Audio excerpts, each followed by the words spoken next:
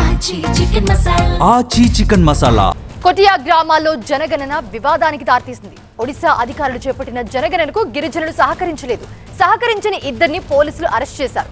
ఈ అరెస్టులపై మంత్రి సంధ్యారాణి అభ్యంతరం వ్యక్తం చేశారు. ఆంధ్రాకు వచ్చి ఒడిశా అధికారులు దౌర్జన్యం చేయడం ఏంటని ప్రశ్నించారు. సరిహద్దు గ్రామాల ప్రజలు భయభ్రాంతులకు గురికాకుండా ఏపీ ప్రభుత్వం చర్యలు తీసుకుంటుందన్నారు. ఆంధ్రప్రదేశ్ జనాభాలో ఒక మనిషిగా ఉండాలనుకుంటున్నారు, మీకెందుకు వాళ్ళు సహకరించాలి? ఒరిస్సాకు వాళ్ళు రామంటున్నారు, రాము అన్నప్పుడు మీరు ఎందుకు ఇబ్బంది పెడుతున్నారు? అది ఒరిజినల్ గా 21 గ్రామాలు ఆంధ్రప్రదేశ్ లో ఉన్న గ్రామాలు. అవి సాలూరు నియోజకవర్గంలో సాలూరు మండలంలో ఉన్న గ్రామాలని. ఆ గ్రామాల ప్రజల్ని మీరు కావాలని గిరిజనులు అమాయకులు అని వాళ్ళని భయభ్రాంతం చేయడానికి ప్రయత్నం చేస్తున్నారు. ఇది ఎంత మాత్రం సహించాల్సిన విషయం కాదు. ఈ విషయం మొత్తం ముఖ్యమంత్రి గారి దృష్టికి తీసుకెళ్తున్నాం. ఖచ్చితంగా దీని మీద కఠినంగా ఉండాల్సిన అవసరం కూడా ఉంది. ఎందుకంటే వాళ్ళని అరెస్ట్ చేస్తున్నారు, ఫోన్ చేస్తే వాళ్ళు విడిచిపెట్టరు. ఎందుకు అనంటే ఏవేవో సాకులు చెప్తున్నారు. రైట్, ఇదే అంశానికి సంబంధించి మా అసోసియేట్ ఎడిటర్ ఈశ్వర్ మరిన్ని అప్డేట్స్ అందిస్తారు. ఈశ్వర్, అసలు ఈ కొటియా గ్రామంలో ఏం జరిగింది? జనగణనకు సంబంధించి అక్కడ ఉన్న గిరిజనులని ఎందుకు అరెస్ట్ చేశారు అధికారులు? దీనికి సంబంధించి మంత్రి సంధ్యారాణి కూడా స్ట్రిక్ట్ గా వార్నింగ్ ఇచ్చారు. అప్డేట్స్ ఏంటి?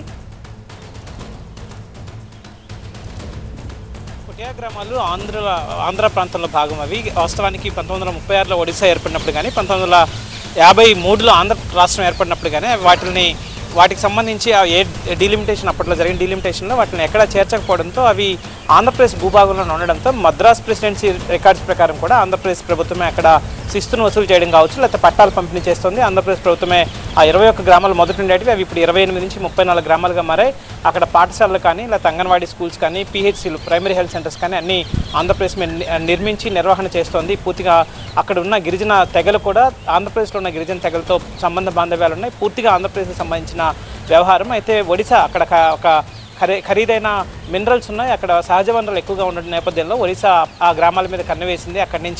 అప్పటి నుంచి ఆ ప్రాంతంలో రహదారులు నిర్మించే ప్రయత్నం చేయడం, ఆ ప్రాంతవాసుల అభిప్రాయాలకి భిన్నంగా అక్కడ ఓటర్లుగా చేర్చుకునే ప్రక్రియ చేస్తుంది. తాజాగా కూడా జనగణనకు సంబంధించి అక్కడికి వెళ్ళి వివరాలు సేకరించే ప్రక్రియ ప్రారంభించింది. అయితే వివరాలు నిరాకరించారంటూ అక్కడ ఉన్న దాంట్లో ఉన్న సెక్షన్స్ ప్రకారం ఇద్దరిని అరెస్ట్ చేసి జైలుకి తీసుకెళ్లిన నేపథ్యం కనిపించింది. దీంతో ఒక్కసారిగా అక్కడ ఉద్రిక్త పరిస్థితులు ఏర్పడిన పరిస్థితి అక్కడ నెలకొంది. వాస్తవానికి వాటికి సంబంధించి 1968లో సుప్రీంకోర్టులో ఒక పిటిషన్ ఒడిశానే వెళ్ళింది. ఆ సమయంలో కూడా ప్రస్తుతం స్టేటస్ కో మెయింటైన్ చేయాలని చెప్పి సుప్రీంకోర్టు ఆదేశించింది. అయితే ఎట్లా స్టేటస్ కో అంటే ప్రస్తుతం ఏ విధంగా స్వాతంత్రం తర్వాత నుంచి నడుస్తుందో అదే వ్యవహారాన్ని చేయాలని చెప్పి కేంద్రాన్ని డైరెక్ట్ చేసింది.